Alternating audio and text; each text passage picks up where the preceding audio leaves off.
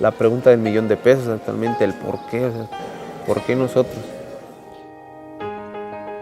Hay preguntas necesarias.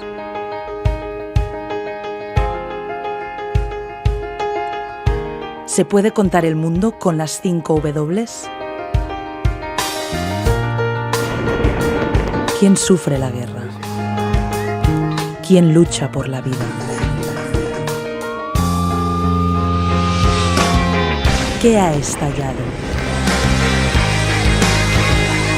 ¿Qué queda en pie?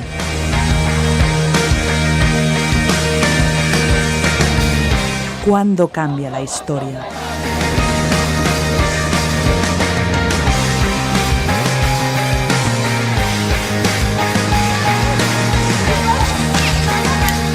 ¿Dónde está la libertad?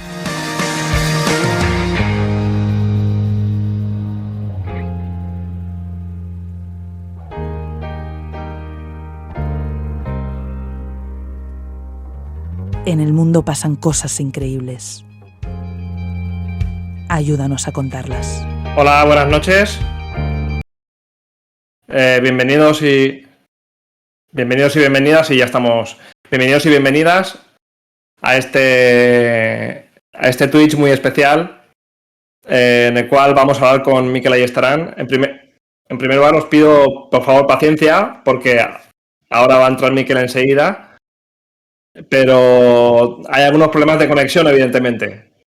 Y entonces vamos a ir poco a poco, vamos a hablar con él y vamos a ir con paciencia para ver que si podemos, se cortará un poco, pero vaya, creo que la situación lo justifica, ¿no?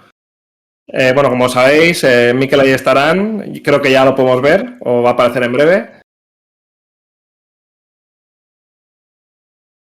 Está en Kabul para hacer una cobertura con la televisión pública vasca y con los diarios de Vocento. Y ya lo saludamos. Mikel.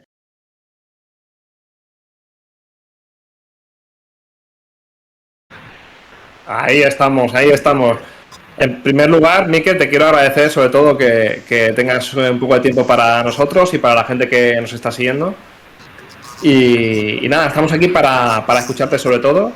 Te estamos leyendo tus crónicas, pero también viéndote en redes sociales. Y para empezar, si te parece bien, vamos a hacer un pequeño vídeo de estos que has grabado estos días para que nos hables un poco del día a día en Kabul, etcétera, y que creo que es un buen punto de partida. Vamos a ver ese vídeo brevemente.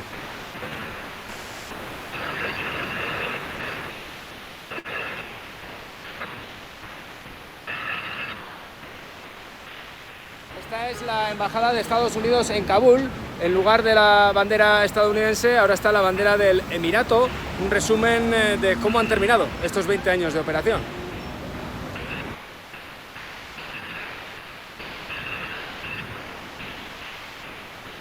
La embajada de Estados Unidos, ¿no?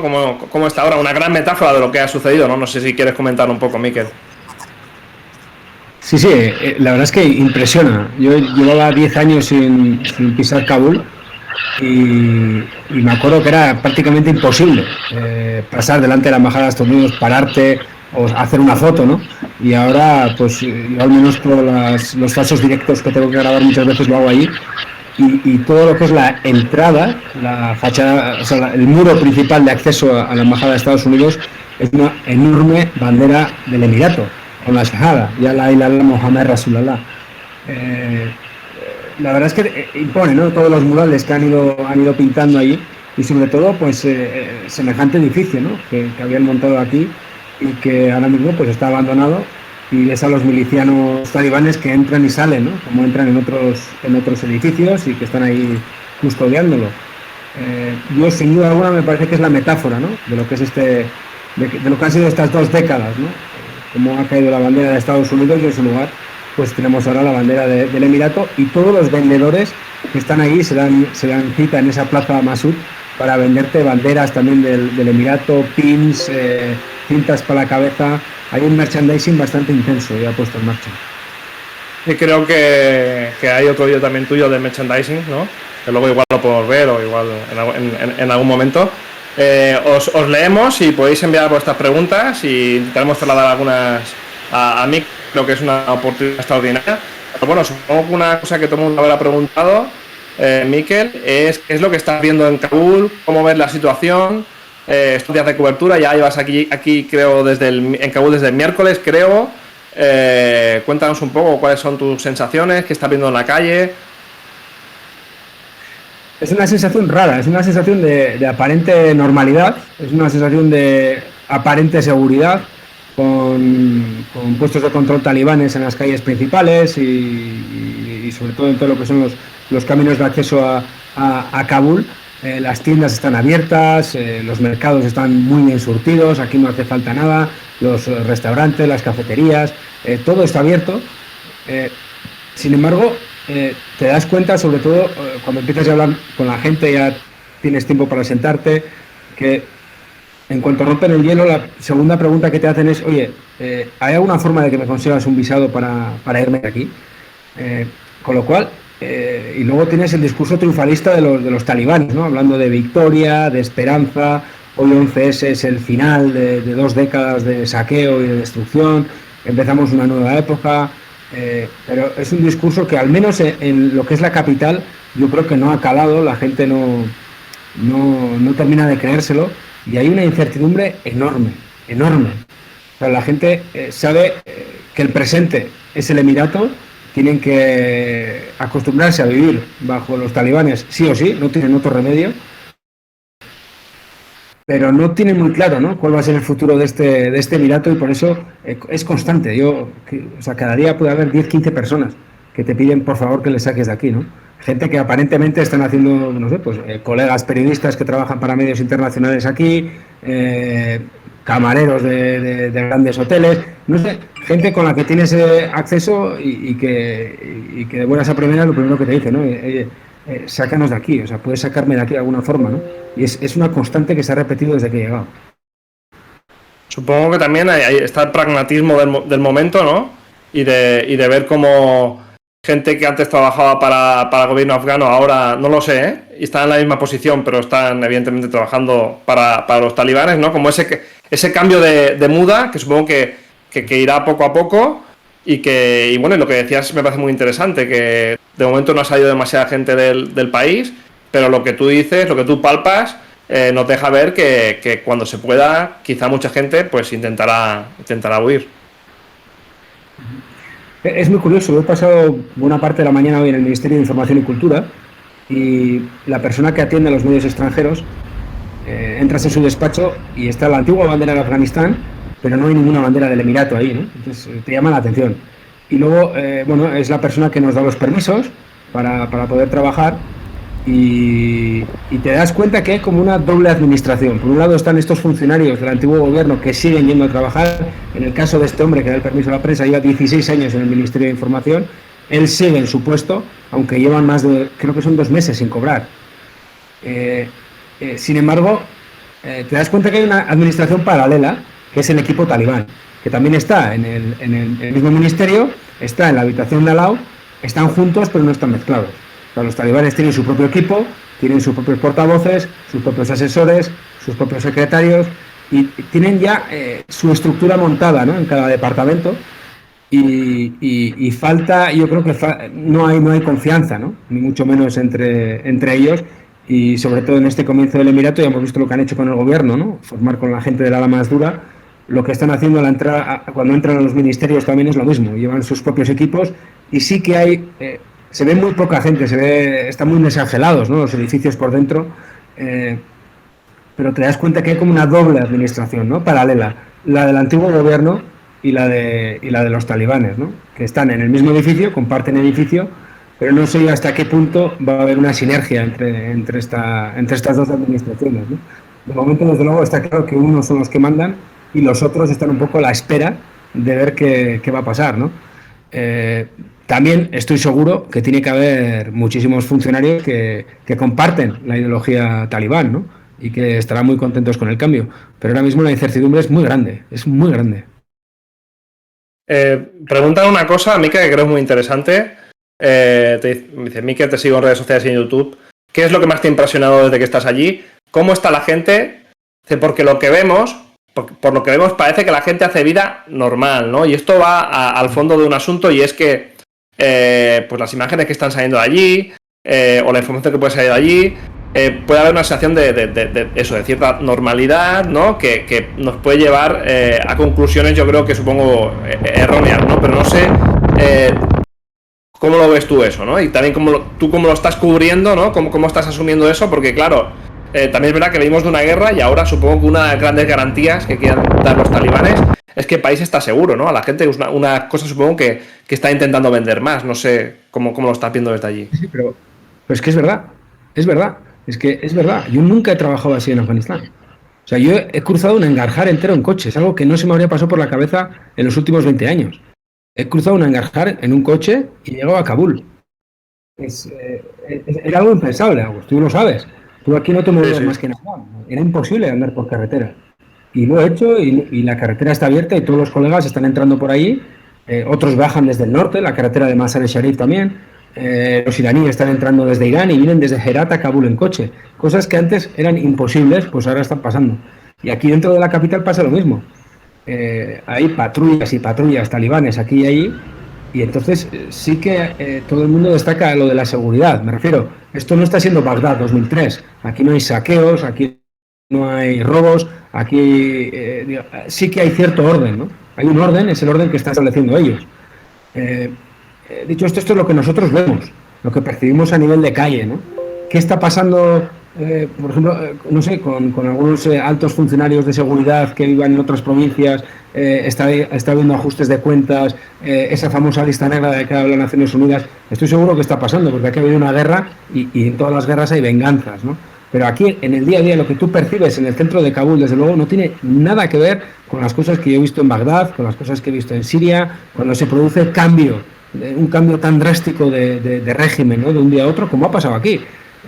Aquí yo creo que también una cosa muy importante es que ha sido una transferencia de poder después de 20 años de guerra, de baja media intensidad. Se ha producido un intercambio de poder, un cambio de régimen, pero sin pegar un tiro por parte del Ejército Nacional Afgano.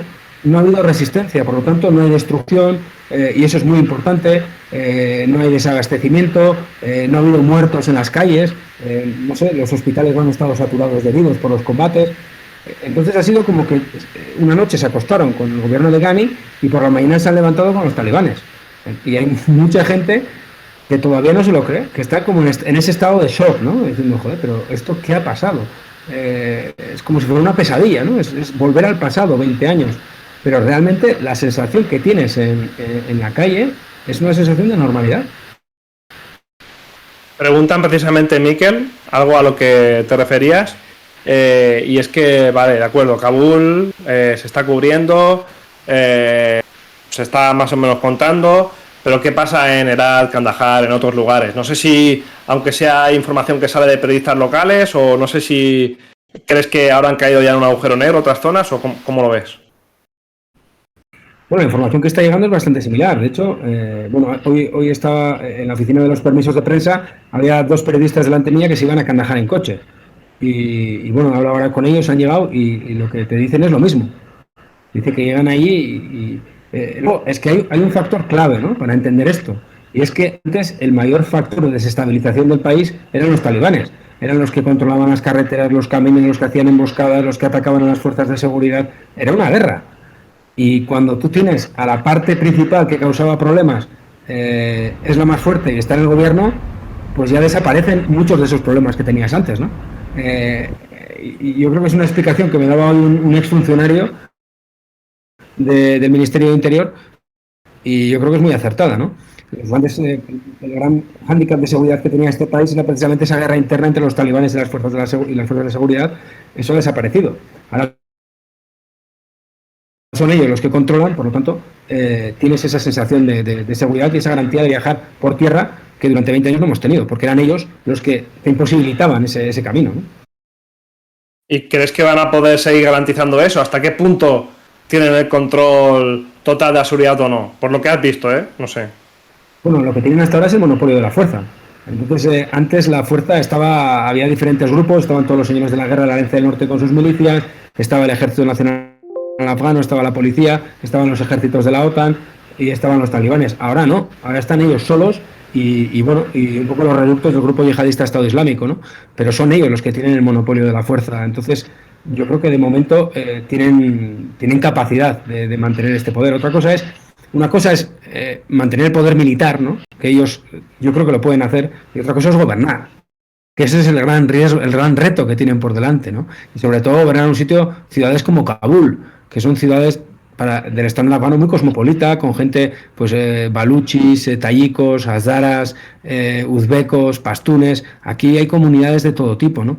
Y entonces te das cuenta, por ejemplo, cuando vas a los barrios tayikos, que no hay presencia talibán. Están igual en el acceso, pero no vas a ver patrullas dentro, ¿no? Hay un componente, digamos, étnico que también va a ser muy importante y que tienen que cuidarlo, porque si no, ahí sí que van a tener problemas, ¿no? De hecho, hoy en el Ministerio de Información nos han dicho que tenemos prohibidas 4 cosas ahora mismo en Afganistán los periodistas. No podemos acercarnos al aeropuerto internacional. Están los cataríes gestionando el aeropuerto y parece que hay unas medidas de seguridad especiales y no podemos ir. No podemos grabar posiciones militares de los talibanes. No podemos ir al Panjshir. Con lo cual, ellos dijeron hace una semana, ¿no?, que ya habían terminado, que habían conquistado el Panjshir. Pues no, los combates siguen y la prensa no puede ir. Y el cuarto punto es el más polémico de todos, porque lo tenemos aquí en Kabul, y es que no podemos cubrir las protestas antigubernamentales. Esos son los 4 puntos que nos han dado, lo cual significa que siguen teniendo protestas gubernamentales, que hay problemas en el Panjshir, que son 2 cosas que ellos prácticamente habían negado, ¿no? Y hay otra pregunta recurrente, y que supongo que también te habrán hecho, no sé, durante estos días, que evidentemente es sobre un asunto que preocupa mucho, que son las mujeres, ¿no? Y preguntas sobre todo si las ves en las calles, si ves un cambio respecto, pues, cuando estuviste hace 10 años, ¿no? ¿Cómo has visto ese...? Con el tema de la mujer, la verdad es que he tenido encuentro con varias activistas, sobre todo ciberactivistas, que están intentando movilizar protestas a través de las redes sociales y demás. Y es una... O sea, es un coraje y una valentía que yo no tengo palabras para definirlo, no tengo palabras, ¿no? Hay que salir a la calle y ponerse delante de estas nuevas fuerzas de seguridad, ¿no? Después, a nivel de, no sé, por ejemplo, los mercados de Kabul, claro que se ven mujeres, y de hecho hay una cosa que me llama la atención, y es que incluso yo creo que veo menos burkas, mucho menos burka de lo que esperaba, ¿no? Todavía no ha habido una legislación abierta y clara por parte de los talibanes sobre el uso obligatorio del burka, como era antes en el anterior emirato. Puede llegar en los próximos días, ¿no? Por ejemplo, ya se les ha prohibido hacer deporte. Pero he estado en una tienda de burkas, precisamente, y eso sí, el precio se ha disparado, prácticamente se ha duplicado. Ahora el burka está en torno a los $10, antes valía $5, y en una tienda normal de un mercado pues están vendiendo una media de 20-30 al día, cuando antes podían vender menos de la mitad.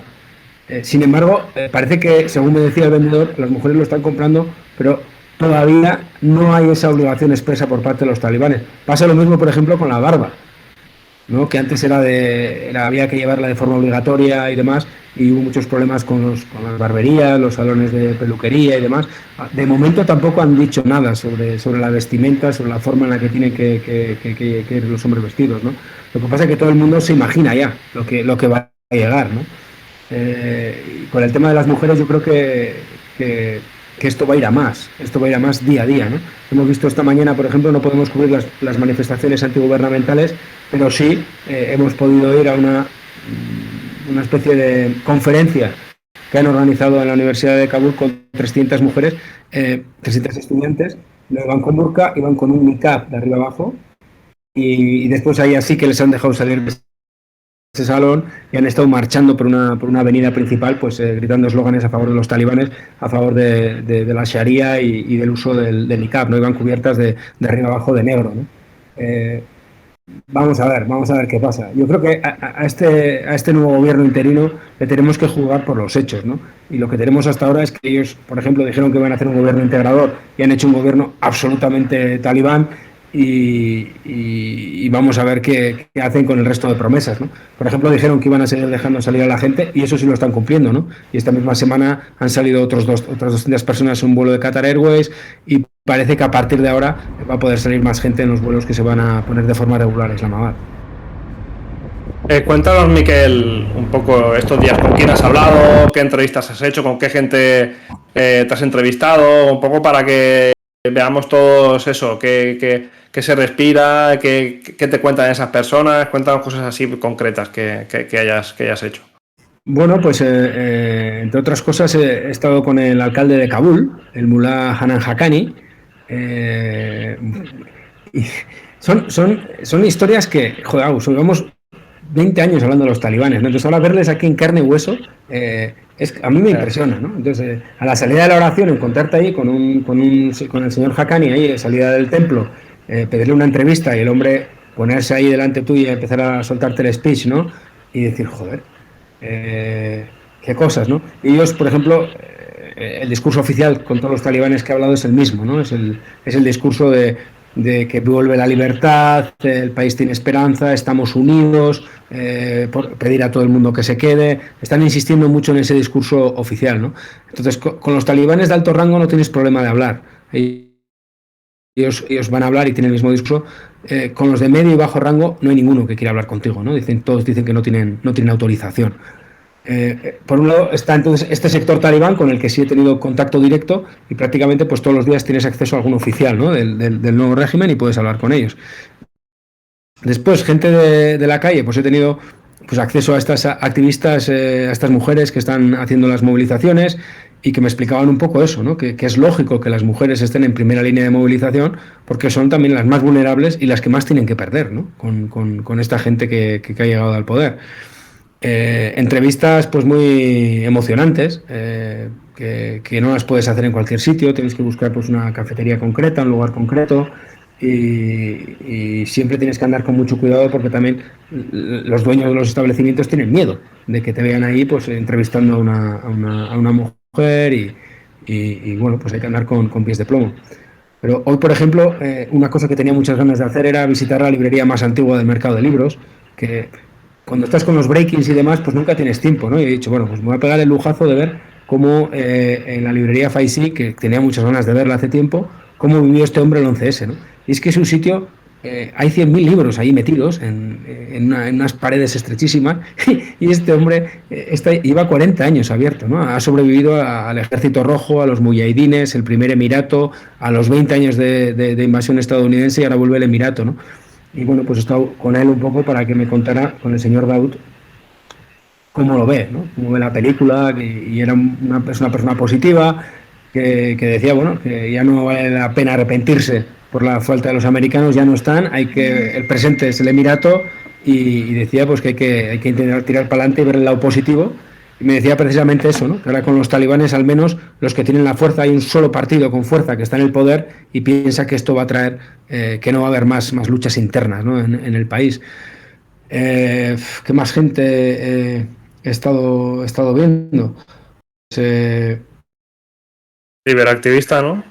Sí, la chica esta, la ciberactivista Aria, que fue una entrevista muy interesante. Y también he podido estar con dos familias de colaboradores de España que se quedaron en tierra. Se calcula que son más de 800, ¿no?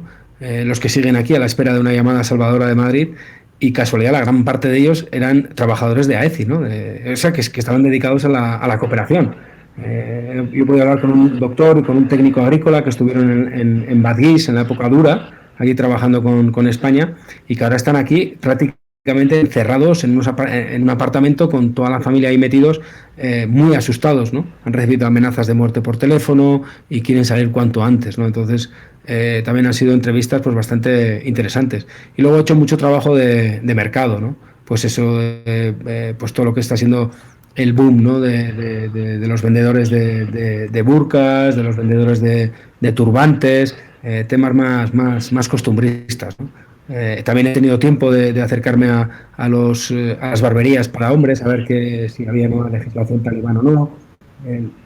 Están vacíos, están sin trabajo, la gente no está yendo a esos sitios.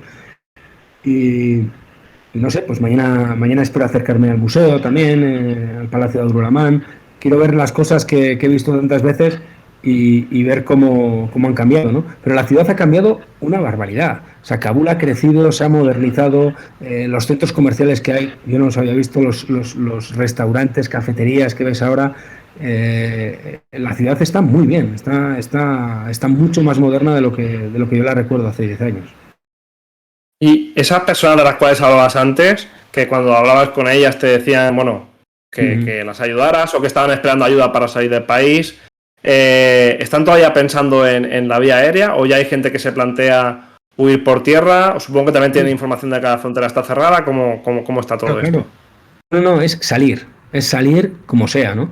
Muchos de los que tienen, por ejemplo, tenían apalabrada la evacuación con un país extranjero, sí que te plantean la opción de irse ellos por su cuenta, con sus medios, irse a un tercer país y de ahí que siga la evacuación, ¿no? A su destino final. Eso me pasaba, por ejemplo, con el caso de los colaboradores de España, ¿no? Estaban dispuestos a que España pedían un salvoconducto para poder pasar a Pakistán y de Pakistán, de Islamabad, pues poder volar a Madrid, ¿no? Ellos sí están dispuestos a esa salida. Lo que pasa es lo que tú dices, ¿no? Las fronteras están cerradas.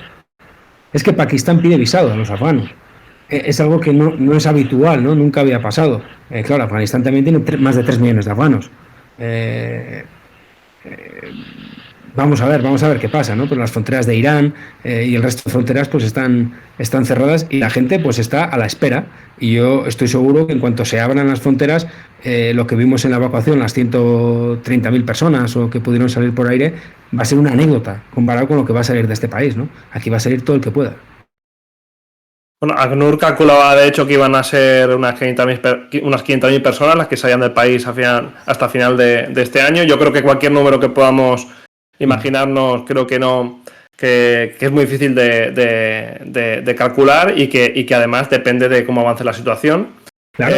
Pero bueno, aprovecho para comentar que para cubrir Pakistán ya hay en marcha un equipo de 5W. Mañana, si todo va bien, yo debo salir hacia allá y también vendrá Ana Suriñac, a ver si podemos empezar bien esa cobertura y sobre todo con la idea de explicar lo que pasa con los refugiados afganos en Pakistán y más allá de los que lleguen ahora, ¿no? También los que llevan allí décadas, ¿no? Y es un asunto clave. Yo creo que es una de las comunidades más longevas en el exilio, la afgana en Pakistán, en Irán también, pero sobre todo en Pakistán, y a través de ellas yo creo que se puede contar la historia reciente de la región. Así que haremos ahí el doblete, tú desde Kabul, nosotros desde Pakistán, ahí haremos...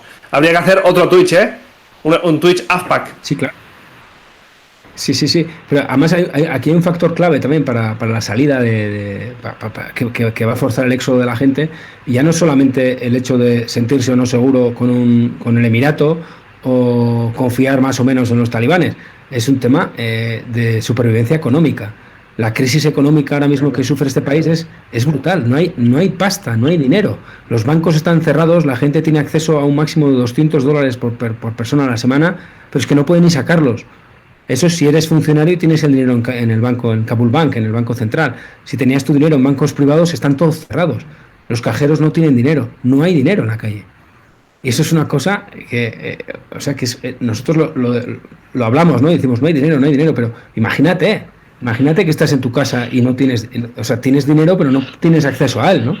Y aparte, por ejemplo, si has sido funcionario, aquí te encuentras imágenes, pues gente del Ministerio de Justicia, del Ministerio de Defensa, que están todos por la calle sin saber qué va a ser de ellos. No tienen ni idea qué va a ser de su futuro, si van a poder volver a una oficina, si no van a poder volver, cómo se va a reestructurar la administración.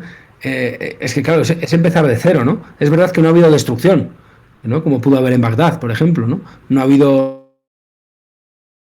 se han destruido los ministerios, no ha habido saqueos, pero ha habido un cambio integral en lo que es la columna vertebral y la forma de funcionar de este país. Y ahora mismo, pues, todo ese ejército de funcionarios está en el aire. Y qué decir ya de todas las personas que formaban parte de las Fuerzas Armadas y de la policía, ¿no? Me llama la atención, tú ves a la policía, por ejemplo, de tráfico, es la misma de antes, ¿no? Los talibanes no se han metido en el tráfico. Y entonces siguen las mismas personas de antes con los mismos uniformes y están ahí organizando el tráfico caótico, ¿no? Que hay aquí en Kabul. Pero yo creo que el éxodo que vamos a ver en cuanto se abran las fronteras, por mucho que los talibanes estén dando seguridad, hablen de prosperidad, de unidad, de que van a hacer un gobierno, yo creo que vamos a vivir un éxodo de los importantes, ¿no? La cifra de ACNUR de 500.000 incluso se puede quedar corta. Yo creo que todo esto que comentas es esencial, ¿no? La situación humanitaria. La mitad del país está bajo el umbral de la pobreza y si ahora además la ayuda internacional ya no existe, ¿no? Que es esencialmente de lo que dependía el país. Y claro, esto puede tener un efecto, unas consecuencias muy importantes sobre la población, que haga que la gente ya eso no solo huya por... hubo gente todas estas décadas que huía por la violencia y también por la situación humanitaria, y ahora también, ¿no? Por la situación económica, mucha gente seguramente pues intentará salir, ¿no? Hay varias personas, Miquel, aprovecho para preguntarte, que preguntan sobre Panjshir. A ver, se me ha perdido el... dice, hay uno que dice, en Panjshir no hay internet, están matando a todos. Bueno, un poco sobre el vacío informativo, ¿no? De que no sabemos no sé si tienes información un poco de lo que está ocurriendo en Panjshir. No, lo único, lo que os he dicho antes, ¿no? Que hay combates, o sea, los combates siguen, y por eso precisamente el Ministerio de Información y Cultura no permite el acceso a la prensa. Permite que te acerques, tienes que ir a la oficina de la gobernación local y dicen que luego te acompañan a un par de sitios. Yo no he tenido tiempo de acercarme al Panjshir, ¿no? Con el ritmo que llevo estos días aquí, pero lo que está claro es que no lo tienen bajo control y que siguen los combates, ¿no? De eso no tengo ninguna duda. Si quieres, Miquel, también podemos aprovechar, ya has contado cosas más frescas de la calle. Intentaremos no abusar mucho de Miquel y acabar de aquí a 25 minutos porque estás trabajando y la verdad que es un placer tenerte aquí. Podéis seguir enviando preguntas, intentaré recoger algunas, pero aprovechar que ya tenemos esta parte más fresca de que nos has contado lo que está viendo en Kabul, también para hoy, que es 11 de septiembre, 20 años desde los atentados del 11S, para hacer un poco recapitulación y cómo ves tú este momento histórico, ¿no? Yo creo que, bueno, ya alguna vez lo hemos hablado, ¿no, Miquel? Que después de la guerra soviética en Afganistán, en los años 80, hubo una victoria inadvertida de la yihad, o sea, muchos yihadistas se presentaron como vencedores de la Guerra Fría, y no sé si ahora también tú ves que esto... que es otro momento histórico, pero que es similar, ¿no? Que la victoria de los talibanes puede hacer que reviva, ¿no? Un poco el yihadismo global o que dé alas al yihadismo global. No sé cómo lo ves esto. No sé, ya sabes que soy bastante malo haciendo pronósticos, pero se puede contar, si quieres. Se puede contar. Sí. Cuando cubrimos hace 10 años la operación contra Osama Bin Laden, yo ya di por finiquitada la yihad. Y mira lo que vino después, ¿no? Hemos tenido no solamente yihad, hemos tenido Estado Islámico y demás, ¿no? Está claro, ¿no? Que aunque descabeces a un grupo de estos, luego tienes innumerables consecuencias, ¿no? Pero sí, lo que han conseguido los talibanes aquí es un reclamo. Es un reclamo para cualquier grupo que tenga afinidad ideológica con ellos, ¿no? Vamos a ver, se están rompiendo muchos tabúes con estos días. Por ejemplo, ahora encuentras en las autopistas de Kabul, en las carreteras principales, aparte de anuncios de la telefonía local, ves fotos de Haqqani con el Mullah Omar. Cosas que eran, no solamente era gente que estaba en la clandestinidad y en la sombra, sino que para los propios talibanes el uso de las imágenes siempre era muy... Por ejemplo, hoy hablando con el librero, con el señor Fazidi, me decía que en el anterior emirato les prohibieron tener fotografías en las portadas de los libros, ¿no? Y ahora, sin embargo, en las plazas vemos las fotos de los líderes talibanes y de la red Haqqani, ¿no? Se están produciendo cambios, pero yo creo que estamos viendo también que Al-Qaeda sigue teniendo presencia. Un reciente informe de seguridad decía que al menos en 15 provincias de Afganistán seguían estando pues muy presentes, ¿no? Daesh, el Estado Islámico, sabemos que también tiene aquí su implantación, mucho menos importante, ¿no?, de lo que pueda ser los talibanes, ¿no?, muchísimo más lejos. Pero aquí lo que estamos hablando ya es que la gran decisión que tienen que tomar estos talibanes es si quieren ser un ejército que gobierna un país o si quieren ser realmente un gobierno con un ejército, ¿no? Eso es lo que tienen, esa es la decisión, ¿no? Porque y yo creo que en este momento, a diferencia de los 90, no quieren ser un Estado aislado, un Estado paria, y están buscando de forma constante el apoyo de aliados regionales. Occidente está de salida, no solamente aquí, en Oriente Medio pasa lo mismo. Hemos visto el fracaso en Siria, el fracaso en Irak. Oriente Medio, Occidente está de salida y estamos viendo cómo otros actores regionales están entrando con mucha fuerza, ¿no? Y yo creo para evitar que este país vuelva a ser un santuario para todos grupos yihadistas de todo el mundo, va a ser también importante ver cuáles son sus relaciones con vecinos importantes, ¿no? Como Irán, como China, como Rusia, como Pakistán, a ver qué tipo de relaciones tiene con estos países y también estos países qué tipo de frenos les ponen, ¿no? Aquí no hay nada gratis. Esto aquí, digamos que ya está abierto aquí el mercado, ¿no? Entre unos y otros, la negociación está abierta y si yo te doy, tú me das. Entonces aquí va a haber un juego, ¿no? De equilibrios y en ese aspecto los talibanes tienen que saber lo que quieren realmente para Afganistán. Y lo que me parece difícil, desde luego, es que el modelo talibán se exporte a otros lugares, porque esto es un fenómeno afgano. Esto es un fenómeno puramente afgano. A veces me los han comparado con Hamas, ¿no? No sé, yo no creo que sea parecido a Hamas. Los talibanes son de Afganistán y tampoco están buscando, no tienen esa aspiración que podía tener Daesh, ¿no? Con su califato global. No, ellos quieren gobernar Afganistán con sus fronteras y con la gente que vive en Afganistán, ¿no? Eso es lo que quieren, ¿no? Con lo cual, por supuesto que puede haber entrada de elementos radicales que tengan afinidad ideológica con ellos, pero yo creo que se van a cuidar mucho, sobre todo si quieren tener ese equilibrio, ¿no? De relaciones con los vecinos de la región. Y eso que comentas yo creo que es muy interesante, ¿no? Porque además se está hablando mucho, bueno, lo lógico, ¿no? Que se hacen comparaciones, ¿no? Y, por ejemplo, ahora como Ahundzada es el líder supremo, pues se le compara con el régimen iraní, ¿no? Se dice, bueno, pues los talibanes parece que se está haciendo en el régimen iraní. O se dice, bueno, Arabia Saudí es un país del cual sabemos que hay violación de los derechos humanos en su territorio y sin embargo sabemos que Occidente ahí nunca va a intervenir, ¿no? Y que eso puede ser un espejo para los talibanes. Pero no sé si crees que hay esos espejos o que un poco como decías, que al final es verdad que los talibanes son un movimiento islamista, pero sobre todo o también son un movimiento nacionalista pastún y supongo ahora sobre todo con una aspiración afgana, ¿no? De gobernar. Pero no sé hasta qué punto tú le ves una idiosincrasia muy particular. ¿O piensas que sí que hay algunos paralelismos que se pueden trazar? Hombre, la doble vara de medir de Occidente es evidente, no solamente con Arabia Saudí. Me viene a la cabeza Egipto, ¿no? Por ejemplo, o cualquiera de estos países, ¿no? Es que es evidente, con lo cual es muy difícil que tú puedas venir aquí predicando nada, ¿no? Después de que, al final no importa que un dirigente sea un hijo de puta mientras sea tu hijo de puta, ¿no? Es la famosa frase, ¿no? Que repetimos cada vez que se apoya a una persona que defiende nuestros intereses o que cierra las fronteras para que no puedan pasar los refugiados a Europa y demás, ¿no? Eso es así. Al final, cada uno defiende sus intereses y en el caso de Europa, bueno, lo que pase un poco más lejos, pues realmente nos importó bastante poco, ¿no? Y a los estadounidenses ni qué decir. Yo no creo que los talibanes estén mirando al ejemplo o modelos como el saudí, ¿no? Esto es otra cosa. Esto es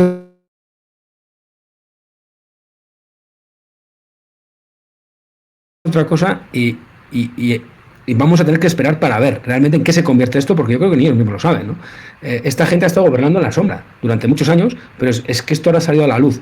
Y encima pasa una cosa, es que están muy crecidos porque han obtenido una victoria aplastante.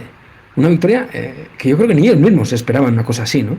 Y han visto salir corriendo del país al ejército más potente del mundo. Ha salido corriendo, pues que han salido despavoridos de Afganistán, ¿no? Es algo que para el sentido guerrero que tienen los pastunes es algo inconcebible, ¿no? Es decir, joder, es que no solamente les hemos ganado, sino que encima es que les hemos metido 12-0, ¿no? Están tan crecidos que yo creo que esto tampoco les va a venir bien, ¿no? No les va a venir bien a la hora de intentar modelarse un poco o intentar hacer un gobierno que mantenga las formas, pero la realidad es que tienen el poder, es que ya están en el poder, o sea, es algo que no se va a poder cambiar de la noche a la mañana ahora mismo, ¿no? Entonces, el modelo que se va a implantar aquí, por supuesto, el tema del líder supremo recuerda a los iraníes, y hay otra cosa que a mí me recuerda muchísimo a los iraníes, cada vez más, que es la unidad Badri, ¿no? De las fuerzas especiales que tienen los talibanes, que esto, lógicamente, Irán es un país que es experto en lo que es la guerra irregular, ¿no? Que se llama, Y aquí, durante las últimas 2 décadas, teniendo en cuenta que estaba Estados Unidos, pues los iraníes, lógicamente, han jugado su baza, ¿no? Para que Estados Unidos sufriera lo máximo posible. Ahora, Irán siempre ha funcionado a través de lo que es la Guardia Revolucionaria, que es un cuerpo paramilitar dentro del Estado, un Estado dentro del Estado, y yo creo que también puede ser un modelo exportable para un país como este, en lo que te decía antes, de ese doble gobierno que se ve, ¿no? Quizás vamos a tener un Afganistán talibán ante los focos, pero después vamos a ver crecer un Afganistán paralelo, ¿no? Como ocurre en Irán, ¿no? Vas a tener unos rostros que tú son los que ves, un gobierno, pero luego vamos a tener también un Afganistán profundo, ¿no? Con un cuerpo paramilitar de élite talibán que sea realmente el que controle y dirija este país, ¿no? Y el que ponga la seguridad y el orden, ¿no? Su orden y su seguridad con el monopolio absoluto de la fuerza. Puede ser el modelo. La verdad es que los iraníes esto lo han exportado a todos los sitios donde han ido, ¿no? Y aquí están muy presentes y les interesa estar, porque fíjate la frontera que tienen con Afganistán, ¿no? Con lo cual, a mí me parece que la influencia iraní puede ser decisiva a la hora del futuro modelo que van a adoptar los talibanes. Y, hay un tema también curioso, que es el tema de los Fatemiyun, que es la gran milicia de los hazaras, de la minoría chií de Afganistán. Si tú recuerdas, en el anterior emirato, la persecución de los talibanes a los hazaras fue brutal. Pues fue tan brutal que dinamitaron los budas de Bamiyan. O sea, los derribaron, ¿no? Claro, sí, sí. En esta ocasión no llega ni una noticia, si os habéis fijado, de lo que pasa con los hazaras. Y hay que tener este factor muy en cuenta, porque estas milicias hazaras de Afganistán han estado combatiendo con los iraníes en Siria. Bueno, están todavía en Siria. Esta gente tiene experiencia de combate de 10 años en Siria. O sea, no han estado, no sé, en campos de trabajo en Estambul. No. Esta gente han estado en primera línea contra el Estado Islámico, combatiendo contra Jabhat al-Nusra, y ahora han vuelto a Afganistán, ¿no? Con lo cual, esto sí que es un grupo importante que yo al menos hasta ahora no he oído nada por parte de ellos contra los talibanes, ni a favor ni en contra. Me extraña que vayan a tener problemas entre ellos, y si no hay problemas entre ellos, esa es la señal inequívoca de que hay sintonía con Irán absoluta. Y todas estas influencias, esa presencia, hemos hablado también de China, Irán, Pakistán, que cuando hablamos siempre lo pensamos más en plano geoestratégico y se puede analizar, etcétera. Pero allí estás viendo un poco también, se ve la presencia, ¿no? Supongo que más de Pakistán, ¿no? Que hace poco visitó Kabul el jefe de los servicios secretos, pero ¿se siente ahí o se oye, se nota? No sé. Sí. Aquí el monotema es Pakistán, es monotemático. Aquí nadie te va a hablar de China, nadie te va a hablar de Rusia, nadie te va a hablar de Irán, ni de Qatar. Aquí te hablan de Pakistán. Es Pakistán, y de hecho hoy me ha pasado una cosa muy curiosa. He subido a la colina de Wazir Akbar Khan, que es un mirador precioso sobre la ciudad, donde antes pues te encontraban normalmente pues parejas de enamorados, porque tienen unos jardines muy bonitos, te encontrabas familias haciendo picnic, y mi sorpresa ha sido que al llegar ahí era una auténtica fortificación talibán. Estaban ahí, pues bueno, la primera vez que me han pedido la carta original del Ministerio de Información ha sido allí, no valía con la copia que normalmente enseño en los puestos de control. Claro, es una posición súper estratégica, ¿no? Y, por cierto, que también estaban los talibanes en la famosa... hay una gran piscina que dejaron ahí la Unión Soviética, los rusos, y estaban ahí en los trampolines haciéndose fotos y tal, y era una cosa curiosa, ¿no? Pero se me ha ido la olla, tío. Hablando de la colina de Wazir Akbar Khan, el periodismo de largo recorrido a mí no me va, ¿eh? No, la presencia de Pakistán. Ah, exacto. Allí, cuando hemos llegado al checkpoint de entrada, lo primero que me ha dicho mi traductor, se me queda así mirando y me dice: este es pakistaní. Y yo digo: no me jodas, va a ser un pakistaní. Sí, mira, esa cara, esa forma de hablar, el directo que tiene, claro, es pakistaní. Es que tú sabes mejor que yo. O sea, ¿cuántos afganos han nacido y han vivido en Peshawar, por ejemplo? ¿Cuántos? Es que son innumerables, ¿no? Entonces, es que la relación es más que estrecha, ¿no? Esa frontera, el calificativo de porosa se queda, no sirve ya, ¿no? Pues sí, aquí el monotema es Pakistán. Aquí, si hace mal tiempo es Pakistán, si llueve es Pakistán, si sube el pan es Pakistán, todo es Pakistán. La obsesión histórica, sí, sí. Y es algo que igual aquí no lo tenemos tan claro y que cuando estás allí y hablas con la gente te das cuenta de lo potente que es eso, ¿no? Y de las historias cruzadas que hay, ¿no? Y de, pues eso, lo que tú hablabas, ¿no? Todos esos afganos que han vivido durante décadas en Pakistán, que muchos ni siquiera no se sienten pakistaníes, o sí que se sienten, o no tienen la nacionalidad tampoco.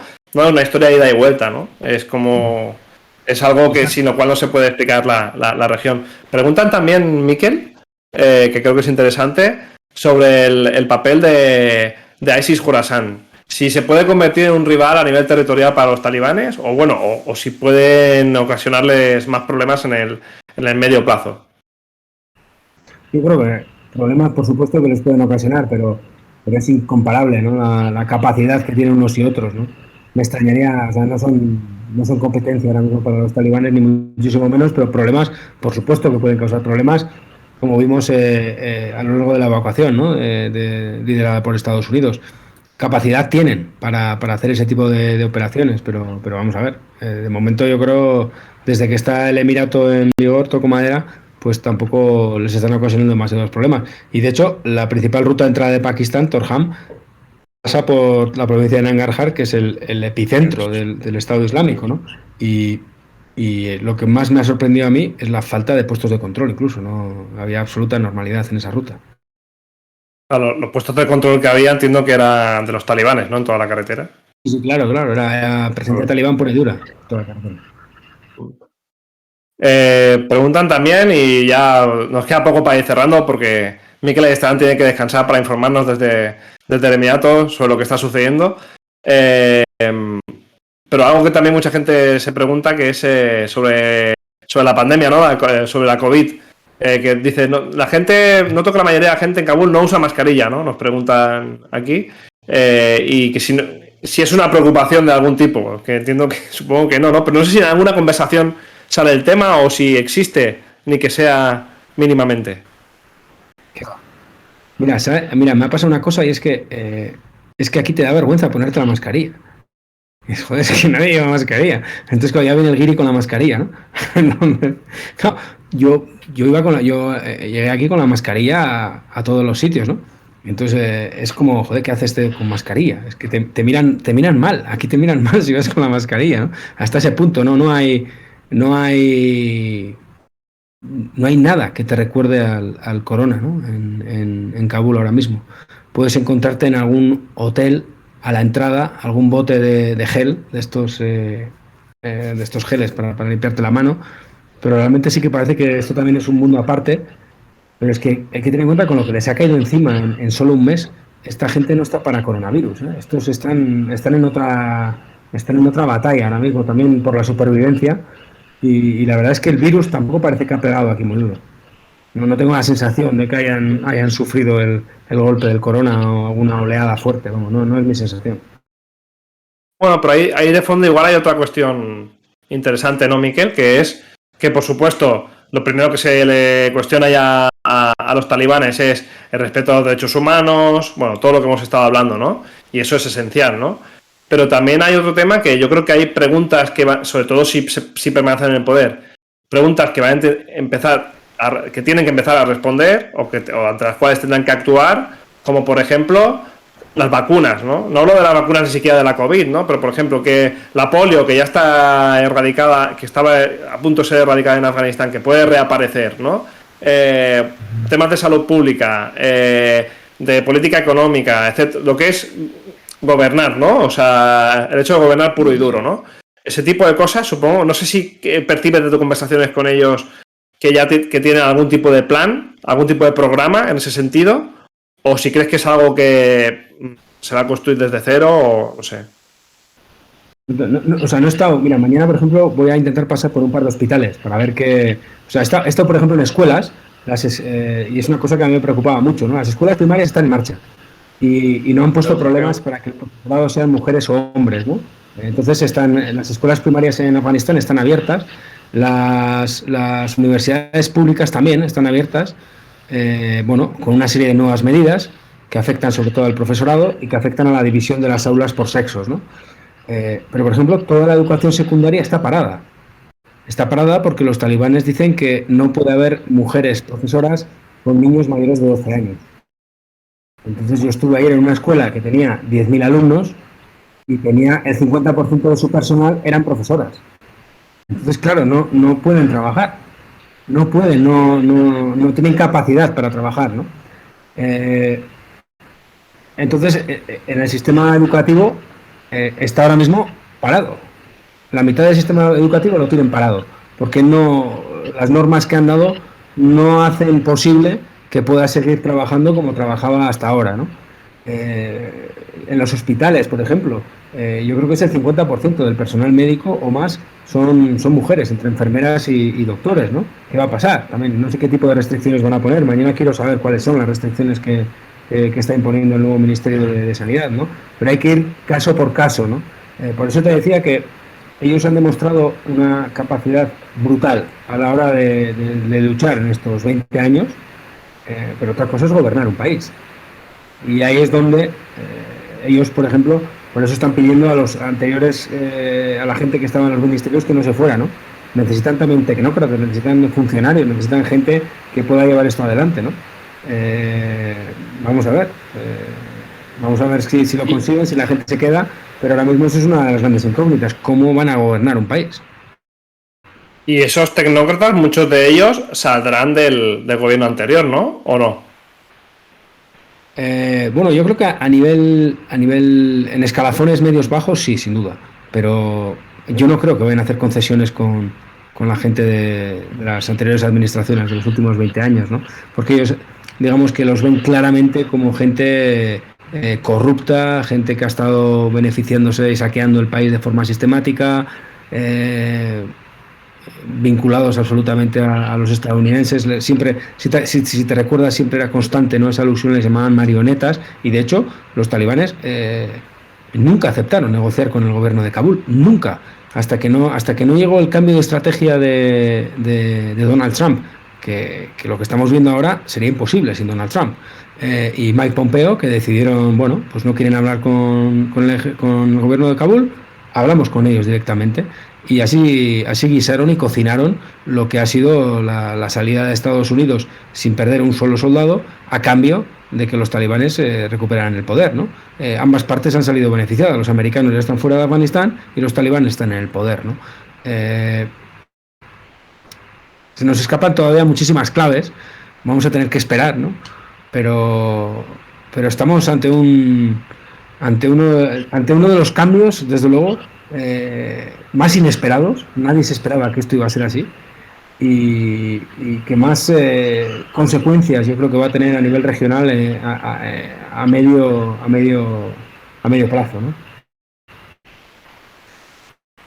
¿no? Yo creo que eso que comentabas creo que es fundamental, ¿no? El hundimiento del Estado afgano, que lo tenemos que poner en relación con esto que tú dices, ¿no? Que quizás desde fuera es más difícil de interpretar, y es que nunca fueron un interlocutor válido para los talibanes, o sea, jamás, ¿no? Y entonces, la estrategia que consistía en irse... Miquel. Sí, habla Miquel. Sí, que nunca aceptaron negociar con el gobierno ni de Karzai ni de Ghani. O sea, ni se sentaban delante de ellos, nunca lo aceptaron, ni de forma indirecta. No querían saber nada de ese gobierno, de esa gente, porque decían, bueno, para hablar con vosotros, mejor hablamos directamente con los que os han puesto, que son los americanos, ¿no? Entonces, hasta que no consiguieron eso, estos no pararon. Y cuando Trump dijo, vale, pues lo hacemos. Y cuando Trump y los americanos se sentaron con el Mullah Baradar, que lo sacaron de la cárcel para poder hablar con él, y a otros los tuvieron que traer desde Guantánamo, entonces se empezó a mover la cosa. Se empezó a mover la cosa mínimamente, pero los talibanes nunca aceptaron hablar con el anterior gobierno, con lo cual me extraña mucho que vayan a aceptar ahora a altas figuras del antiguo gobierno en su administración, ¿no? Sería un contrasentido. No, digo también para interpretar eso que hemos vivido estas últimas semanas, ¿no? Que creo que es importante, ¿no? Y si antes los talibanes ya se negaban a dialogar, a tener cualquier tipo de interlocución con el gobierno afgano, una vez o mientras Estados Unidos estaba saliendo, pues menos aún, ¿no? O sea, aún tenían menos motivos para hacerlo, y al final hemos visto cómo como se ha desintegrado el gobierno instalado por Estados Unidos. Y es que casi yo lo veo como una cosa que han ocupado ese vacío de poder. No tanto así, pero que realmente es que era algo que ya no tenía ningún tipo de fortaleza, ¿no? El Estado afgano. No, era una ficción, era una absoluta ficción, pues como era el ejército afgano, ¿no? Y realmente tú venías aquí y te dabas cuenta, ¿no? De que no, vamos, el poder que tenía este gobierno se quedaba en los muros de los edificios donde estaban los gobernadores, ¿no? En las provincias, por ejemplo. De ahí no podía salir. Y ha sido una ficción que hemos mantenido durante 20 años, como eran las elecciones, ¿no? La gente se piensa que la democracia es eso, es traer aquí urnas y unos votos y decirles que voten, ¿no? Han votado y hacer las fotos de la gente votando y tal. Aquí ha sido todo un auténtico desastre, ¿no? A la hora de planificar y llevar adelante el modelo que se intentó imponer, ¿no? Desde la caída de los talibanes y hemos visto cómo, o sea, qué rápido se ha caído, se ha desmoronado rapidísimo, ¿no?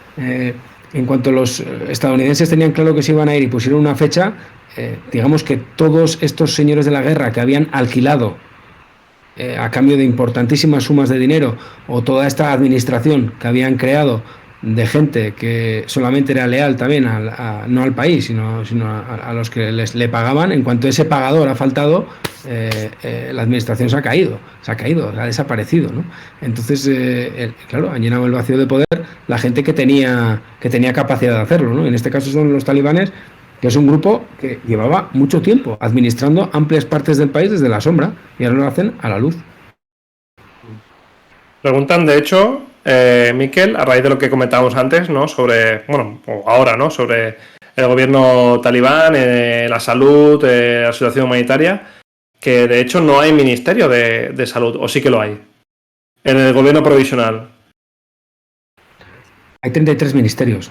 Me imagino que tiene que haber un ministerio de salud. No sé, la verdad es que no repaso la lista completa. Sé que han eliminado el ministerio de Asuntos de la Mujer. Ese no existe respecto al anterior, pero bueno, yo creo que el ministerio de salud tiene que haber seguro. O habrá una. Sí, desde luego. Yo no lo sé, disculpa, tendría que repasar la lista entera. No, es como venía.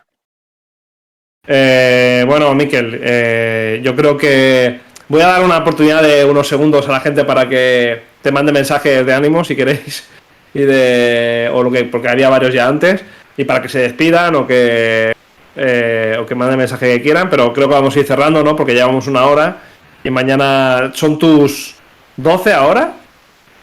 Sí, aquí son las 12 y nada, yo la verdad es que no. Yo estoy a piñón desde el 14 de agosto o 12 de agosto, yo no sé ni desde hace cuánto estoy a piñón siguiendo esto, pero es un privilegio estar aquí, o sea, ver esto, contar esto es increíble, o sea, no, es algo que no me lo esperaba, ¿no? Yo creo que no se lo esperaba a nadie, ¿no? Si tú te fijas en las hemerotecas, ahora empiezas a leer una semana antes del 15 de agosto, ni los grandes expertos, ni los grandes afganólogos, ni los grandes analistas, ni ningún servicio de inteligencia podía prever que esto iba a ser así. Y ha sido así, ¿no? La realidad nos ha superado otra vez a la ficción, pero por muchísimo. Y estar aquí, contarlo, ver esto en directo, está siendo toda una experiencia, ¿no? Y contarlo a los socios y socias de Revista 5W, muy importante. Bueno, Miquel, muy bien. Miquel, nos vemos. Te quiero agradecer mucho que hayas estado aquí y seguiremos hablando. Nos vemos on the road, que arrancamos mañana hacia Pakistán. A ver si nos vemos on the road. Y nada, antes de cerrar, para la gente que igual no conozca la revista, vamos a poner nuestro vídeo de presentación para que sepáis que es Revista 5W. Y nada, nos leemos allí. Y bueno, si quieres lanzar tú el mensaje habitual, Miquel. Bueno, salud y periodismo.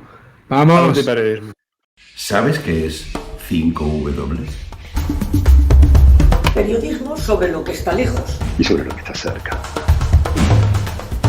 5W es pequeñas historias y grandes explicaciones.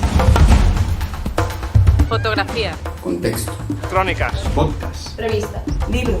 Denuncia. las migraciones, La guerra. los derechos humanos, La cultura. El racismo. La pandemia.